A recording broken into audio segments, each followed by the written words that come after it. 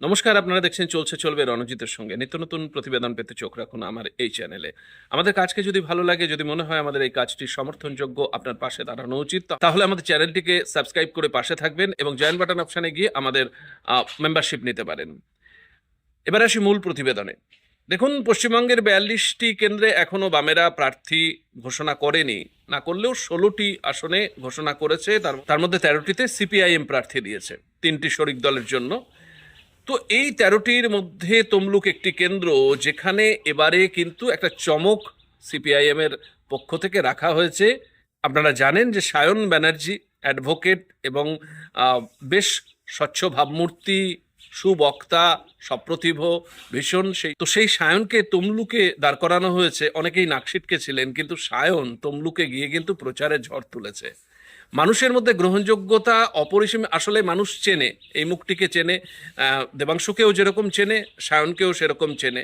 এবং সায়ন যেই দলটা রিপ্রেজেন্ট করে, সেই দলটা আপনারা জানেন যে একটা স্বচ্ছ ভাবমূর্তির দল। এই ইলেকটোরাল বন্ড নিয়ে যে সমস্ত এখন গল্প সামনে আসছে, ভাবুন 2011-তে ক্ষমতায় এসেছে তৃণমূল কংগ্রেস, এবং তাদের কতটুকু প্রভাব প্রতিপত্তি এবং তাদের কতটা ম্যানিপুলেশন থাকলে ইলেকটোরাল বন্ডে তারা সেকেন্ড হাইয়েস্ট দল, যারা কিনা বিপুল পরিমাণ টাকা এই ইলেকটোরাল বন্ডের মধ্য দিয়ে পেয়েছে।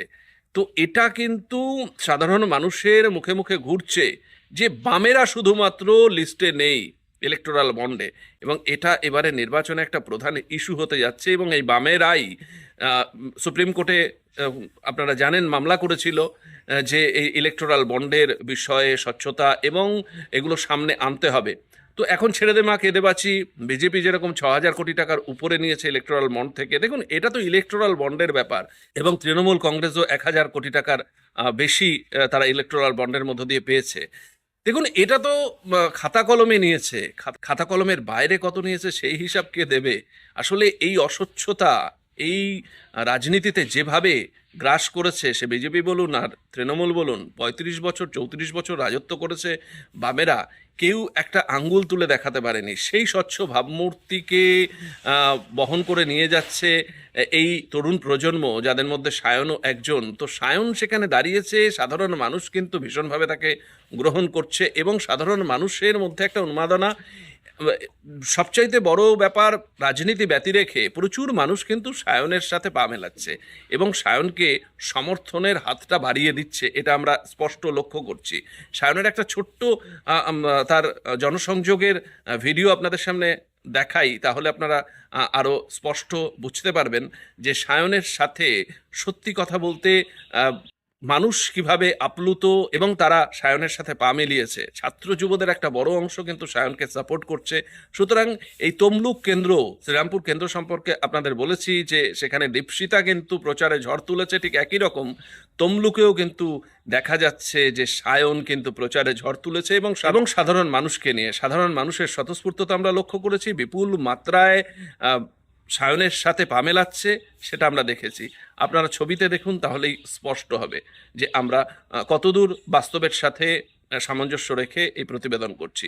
আমাদের সমস্ত দিকে নজর থাকবে, আপনাদের নজর থাকুক চলছে চলবে রণজিতের উপর। ধন্যবাদ। না না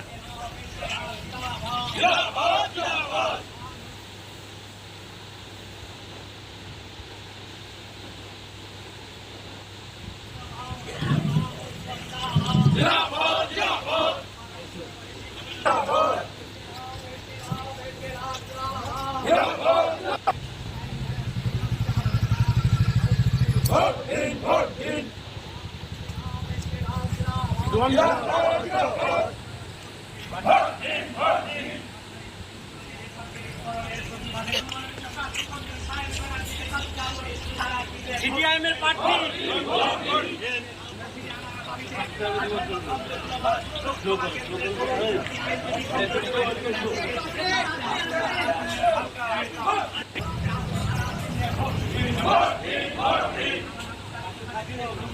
লোকসভা কেন্দ্র থেকে পার্লামেন্টে তুলে ধরতে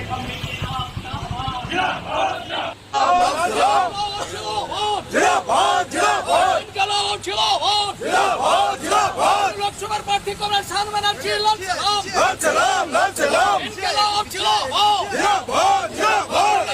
প্রার্থী কমরেড শাহান ব্যানার্জি লাল সালাম। প্রাক্তন ছাত্র নেতা কমরেড শাহান ব্যানার্জি লাল সালাম। কলকাতা হাইকোর্টের আইনজীবী কমরেড শাহান ব্যানার্জি লাল সালাম। জিন্দাবাদ। জনপ্রিয় নেতা কমরেড শাহান ব্যানার্জি লাল সালাম। জিন্দাবাদ।